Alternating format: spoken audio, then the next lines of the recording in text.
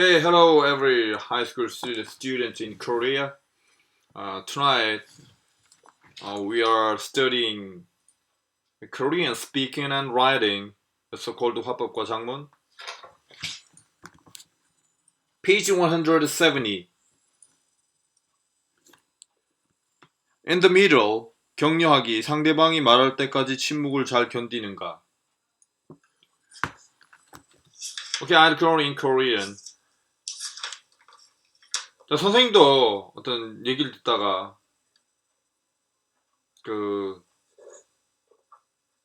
막 못 견디고 참 말을 하고 싶을 때가 많아. 네. 그리고 특히 조금 말도 안 되는 얘기를 하고 있다라고 생각이 되면은 듣고 있는 내가 시간 아깝다라는 생각이 들면서 말을 끊고 끼어들고 싶다는 생각이 매우 강하게 들기 시작하거든. 근데 어쨌든 결론적으로 얘기하면 그건 잘못된 생각이고. 잘못된 거 맞는 거예요. 왜 잘못됐냐면은 첫째는 잘못된 얘기를 하는 사람도 옳지 않은 얘기를 하는 사람도 옳지 않은 얘기를 할 권한과 기회와 시간은 줘야 돼.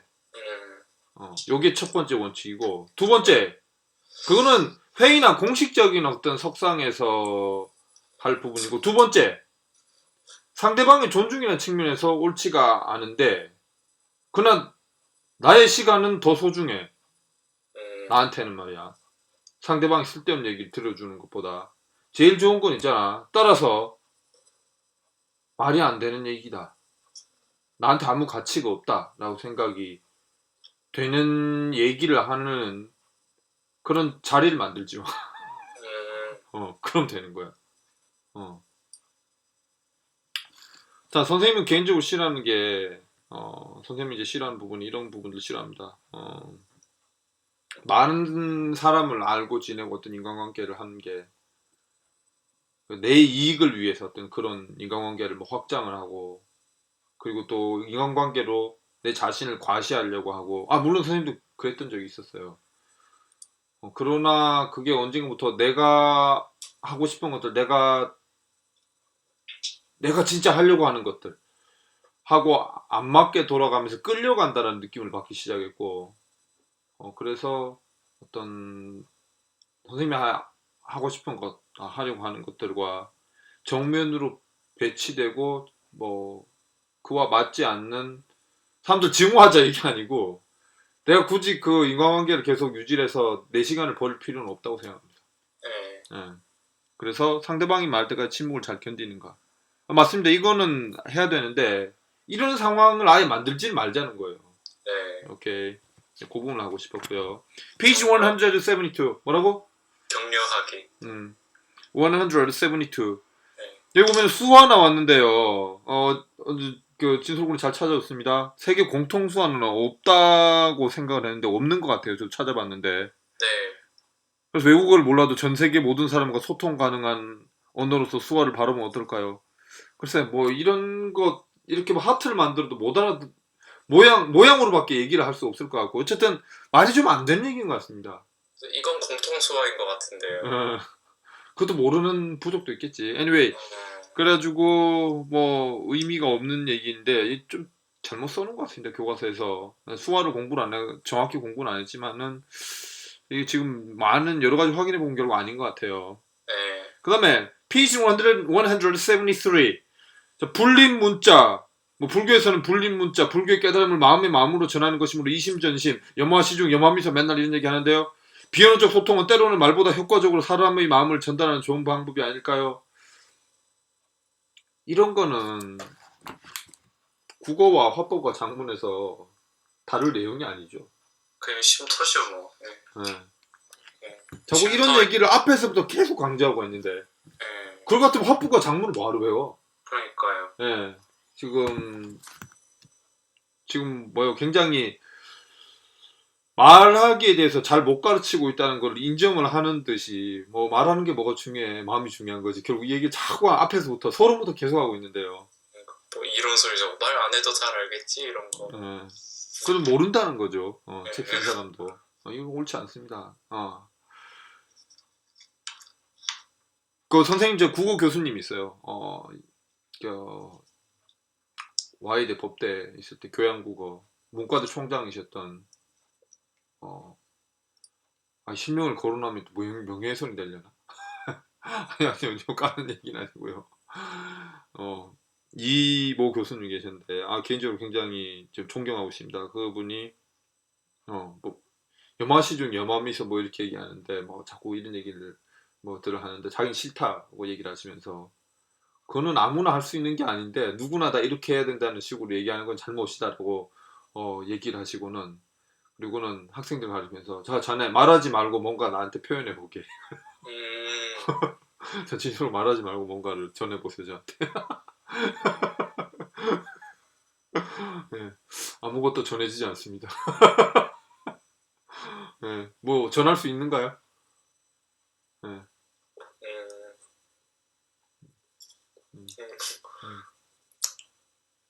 글쎄요. 아무것도. 네. 그러면서 말을 뛰어넘은 어떤 뭔가 마음으로 전해야 된다. 이거는 이제 매우 잘못된 얘기다라고 하셨어요. 그런데 국어 교수님이니까 개소리다 이렇게 말씀 안 하시고 매우 잘못된 얘기다. 네. 그리고 한국 사람들한테 필요한 거는 보다 정확하고 논리적인 말하기, 생각하기, 글쓰기 연습이 필요하다라고 하셨어요. 그것도 아주 많이 필요하다라고 하셨어요. 예. 그렇죠. 엄청 많이 필요하죠. 네. 자, 그 부분 자 얘기하고요. 자, 그다음 가보겠습니다. Page 176. 오케이, in the middle. 작문을 할 때는 무턱대고 글을 쓰는 것보다 사전에 충분한 계획을 세워 완성도 높은 글을 쓰기 위한 위한 준비 활동을 하는 것이 좋다.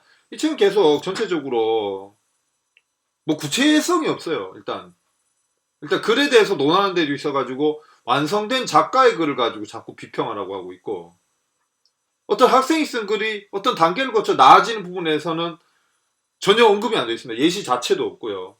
네. 그러니까 뭐 글을 쓰자 논리적으로 써야 된다, 준비를 잘해야 된다, 뭐 이런 얘기만 계속 상투적인 얘기만 하고 있죠.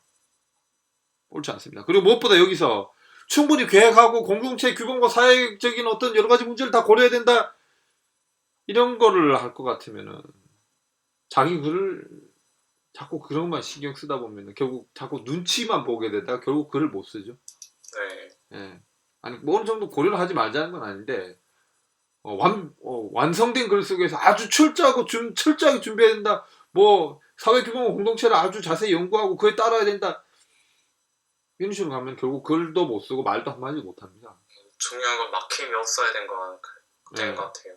일단 해놓고 고쳐 나가는 게 중요하다라고 조셉 스미스의 논쟁의 탄생에서 얘기를 하고 있죠. 네. 이런 얘기들은 요런 지금 교과서 나온 얘기들은 실전 글쓰기에서는 그다지 좋지 못한 방법입니다. 오케이. 크게 중요한 내용도 없으니까 팍팍 넘어가고요. 페이지 180. 자, 용어들 체크하도록 합시다. 장문의 목적, 정보 전달, 설득, 사회적 상호작용, 정서 표현. 야, 요런 것들 체크할 수 있는데요. 근데 이렇게 또 꼭 나눌 수는 없습니다. 혼합될 수도 있죠. 그럼 넘어가서요. 아랫부분 하단. 예상 독자라는 부분. 예상 독자는 읽는 사람들은 어떨 것이다. 상상하면서 쓰는 걸 예상 독자라고 이 용어를 주의하더라고요. 일단 예상 독자 굳이 안 하더라도 자기 자신을 다 쓰고 나서 자기 자신 읽어보고 자신이 직접 독자가 될 수가 있습니다. 그래서 글쓰기는 나와의 대화가 될 수가 있죠. 그럼 이제 용어들 체크합시다. 가시적 독자, 불가시적 독자. 네. 가시적 독자는 뻔히 읽게 될 사람들과 누가 읽을지 모르는 상황이 불가시적 독자가 되겠습니다. 용어를 알고 있어야 됩니다. 호의적 독자와 적대적 독자, 친숙한 독자와 낯선 독자. 자, 여기 불가시적 독자는 누구인지 분명하지 않은 일반적인 독자를 말한다 라고 되어 있고요. 네. 자, 정보의 활용 부분에서 정보의 활용 출처를 중요하게 해야 한다 라고 해놓고 이 말은 지금 말이 안 됩니다. 책, 인터넷, 텔레비전, 뭐 친구, 부모님, 선생님과의 대화, 토의 면담 등을 통해 정보를 얻을 수 있다. 아니 뭐 그냥 수필이나 감정적인 부분은 모르겠는데 여기 인터넷, 텔레비전, 그다음에 선생님도 출처를 밝힌 경우만 친구 부모님 다 출처를 줄 수 없습니다. 네. 그래서 글쓰기의 재료가 될 수는 없습니다. 예, 언급하면은 이렇게밖에 안 되죠. 아빠가 그랬는데 엄마가 그랬는데 이래 맞아요. 이거 지금 책에서 지금 말도 안 되는 소리를 하고 있습니다. 그래놓고 뒤에 가서는 일부만을 가져와서 녹여낼 때도 반드시 그 출처를 밝혀야 한다. 자, 오른쪽 보세요. 오른쪽 여기 조그맣게 써놓은 거 일부만을 가져와서 페이지 181 일부만을 가져와서 녹여낼 때도 이걸 간접 인용이라고 그럽니다. 네. 직접 인용이 아니라 간접 인용. 인용이 아닙니다. 인용이 아니라 뭐라고 할까요? 논술 용어가 영어 라이팅 용어가 있었는데 생각이 안 나네요. 그러니까 굉장히 부분적인 인용이에요. 내용만 가져오고 문체를 다 바꾸는 경우가 있습니다. 이런 경우도 출처를 밝혀달라라는 거고요. 자, 수필은 비교적 엄격성이 약하지만 다른 것들은 어떤 설문문, 논설문 같은 것들은 논문 출처가 매우 중요하다. 출처가 중요하다.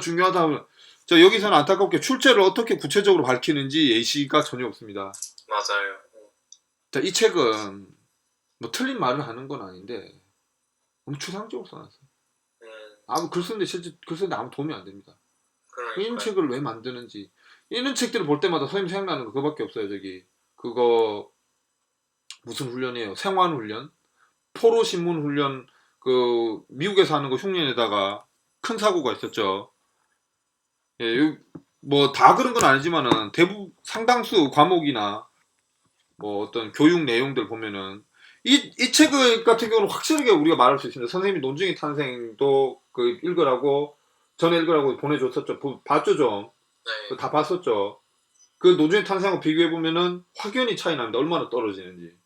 한국의 라이팅이라는 책이 얼마나 떨어지는지, 아무 의미가 없는지. 마치 미국에서 포로 신문 훈련해 가지고 2권을 씌워주니까 한국에서는 우리도 흉내 내야지 해가지고 숨 안 쉬어지는 비닐봉지를 씌워서 묶어버리는. 그냥 이거는 공부 흉내만 내는 거죠. 글쓰기 흉내만 내는 거고. 네. 아무 도움이 안 됩니다. 이거. 예.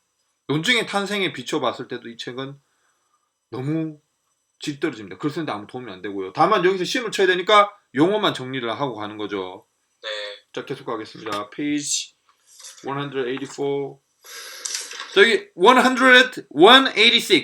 일생의 계획은 어려서 세워야 하고 한 해의 계획은 봄에 세워야 하고 하루의 계획은 새벽에 세워야 한다. 어려서 배우지 않으면 늙어서 아는 것이 없게 되고 봄에 논밭을 갈지 않으면 가을에 바랄 것이 없게 되고 새벽에 일어나지 않으면 온종일 힘써서 할 일이 없게 된다. 그래놓고 밑에 갑자기 글을 쓸 때 계획을 세우는 것이 왜 중요할까?